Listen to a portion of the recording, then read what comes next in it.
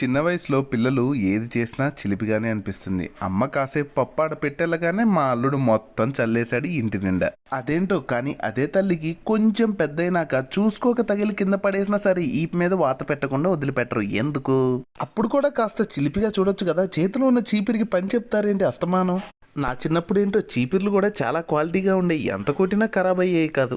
Jokes apart, మా అల్లుడు విషయానికి వస్తే రోజుకో కళా నైపుణ్యం చూపిస్తున్నాడు ఇంట్లో వాళ్ళకి. ప్రతిదాన్ని పట్టుకోవడం, నిలబడడానికి ట్రై చేయటం, వాటిపైన ఉన్న వాటిని కిందేయటం, కింద ఏదన్నా వస్తువు దొరికితే దాన్ని చించేయటం, లేదు ఇలా ఏదైనా నిండుగా ఒక గిన్నెలో పప్పు కానీ ఒక బస్తాలో బియ్యం కానీ దొరికితే కష్టపడి వాటన్నిటిని తీసి ఇంటి నిండా చల్లేయటం.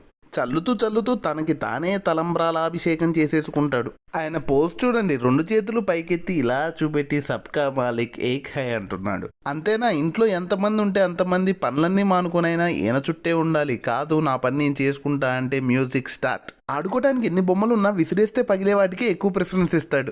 సరే కానీ ఇంతవరకు వీడియో చూసినందుకు మీకు చాలా చాలా థ్యాంక్స్. ఈ వీడియో కూడా ఒక కొత్త సబ్స్క్రైబర్ని ఆశిస్తున్నాను.